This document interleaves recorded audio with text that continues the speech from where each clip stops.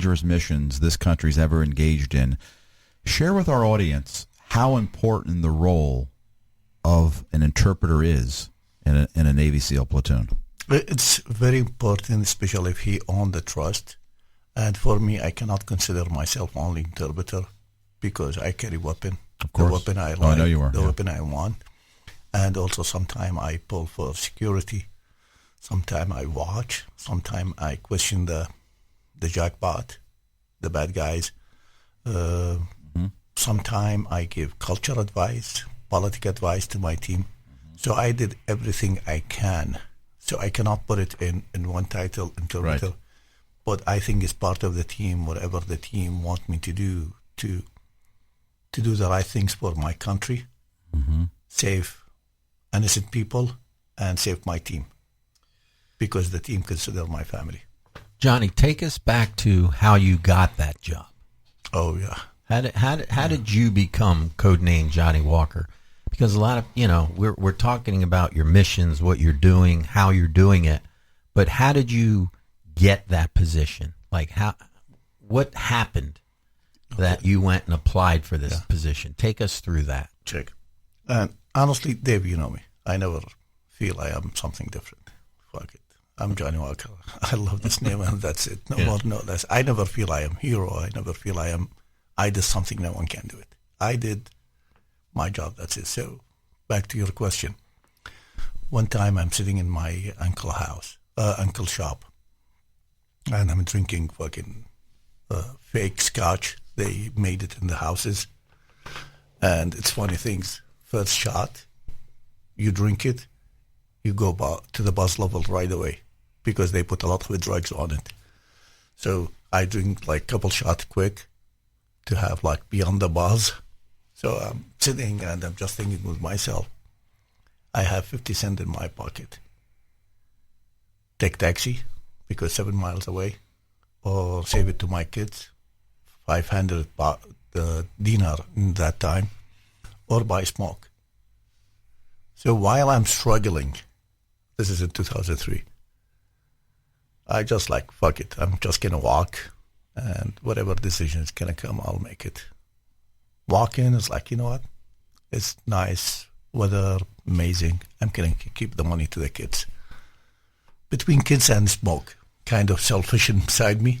So anyway, while I'm struggling with this big issue, for me, I hear 3 women, Iraqi women, they walking close to me, and they talking shit about Americans. And as I mentioned, this is at the night. And part of the culture, you have to protect innocent women. So it's like, fuck. Now they fight with Americans, and someone slapped them or did something or make them naked or something. This is dishonor them. That means I have to fight. So from the 50 cents struggling, now I'm in life or death struggling. It's like, what the fuck is going on with me? So anyway, I started walk faster just to reach to the military police so I can solve the problem before they show up. I went, Sergeant Bert, God bless him. I offered my free service. He said, oh, yeah, go ahead. It's like, whatever, So the 3 ladies, when they came close to the white light, I saw them, I recognized them, they are hookers. And hookers, they don't deserve your protection because they don't, I'm not going to say it's manners, but they don't have manners goal. Because what happened is those 3 ladies, they used one of the government building for prostitute. And the military police kick him out, and they Iraqi cops. And they want to make chaos, revenge from them. So anyway, when I saw them, it's like, go back, I don't want to fucking waste my time. I already struggling with my feeling about losing my life for a piece of shit of you. So move back. So they moved back within a few minutes while Sergeant Byrd, he thanked me for what I did. And he asked me what I did. I couldn't explain to him. My language at that time is so fucked up. So it was like, yeah, good. Body language more than English. While I'm talking with him, one of the guy, I think he have a relationship with one of the girls. he came and he want to be Tough guy. tough guy, the pimp. So he talked to me. I beat the shit out of him, broken his nose, and fucking military police. They wanna separate us. Mm-hmm. I didn't leave him. It looked like he is the one who is bring the bad luck, everything in my life. But he said, "Hey, you want to have job?" It's like, yes. And I left him. So anyway, this is how I start work with military police. We have a lot of fun. American military police and Mosul training the Iraqi police in Mosul. We did amazing Talk things. about a serendipity moment, huh? Yeah. And Sergeant Bird and Sergeant East, he recommended me to the SEALs team in Mosul. And I remember I went for interview with JT, the Sergeant Major, Senior Chief in that time. And it's not interview. It's so embarrassing. He asked me a lot of a question. I just waved my head. I have no fucking idea what he's talking about. And this looks like, you know what? This is fucking stupid things. I have to stop this shit. I told him, okay, did I get the job or not? In that time language. So he told me, indeed. It's like, okay, thank you so much.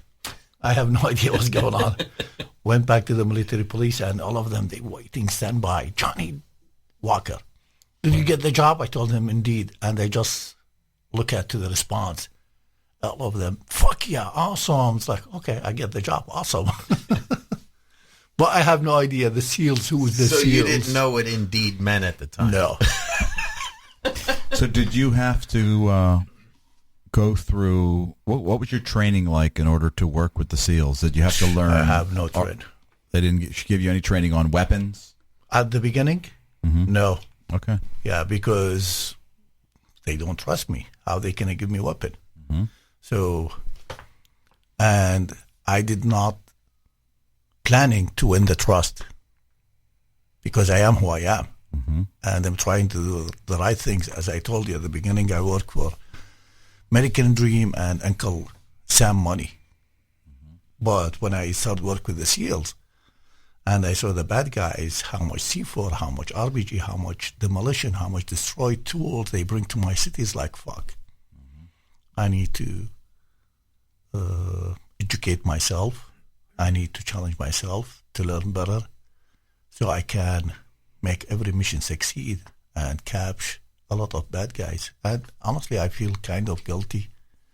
Like those guys, they live 1,000 miles from my city. It looks like we are in this building. And someone came from Iraq and telling you about you're a spy. Hey, he's good guy or he's bad guy. What? How you know? You feel kind of Sure. not right feeling.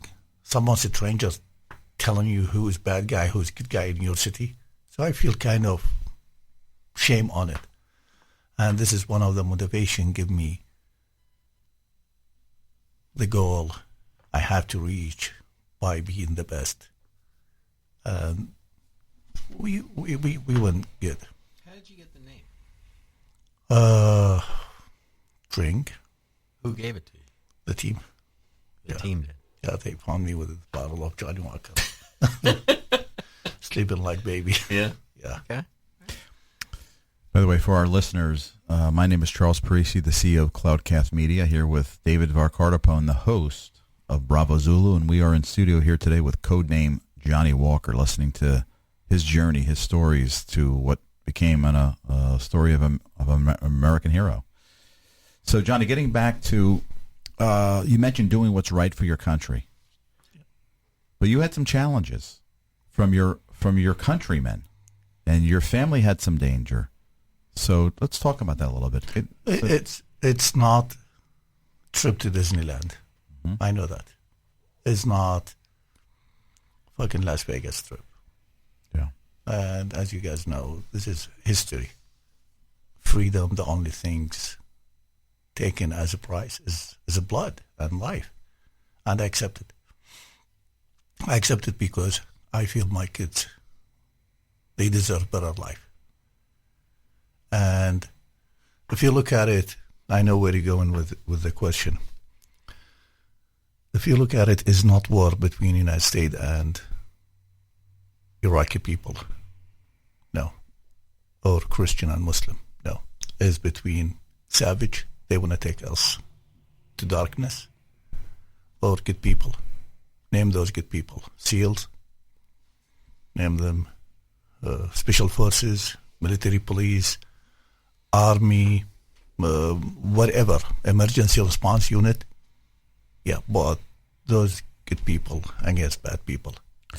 So for you, it wasn't, as you're saying, it was really not about countries. It was about good and evil. It's about your honor and your prosperity and your future. Mm-hmm.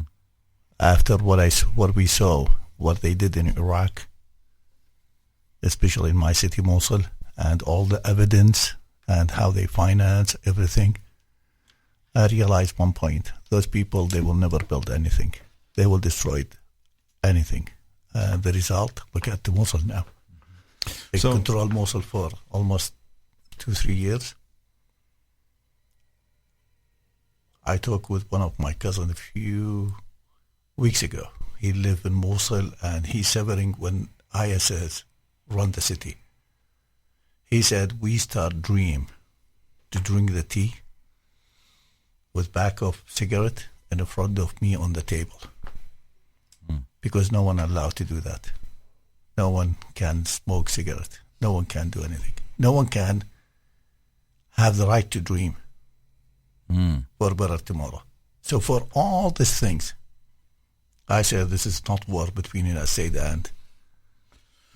Well, that's a pretty powerful comment you just made. And it's funny, Johnny, because, you know, we often in this country, it's been commented that we don't appreciate what we actually built, that is a model for the rest of the world to see. And here you're commenting on something so deep, that the right to dream, that countries like yours in Mosul, they didn't even have the ability to dream of a better life.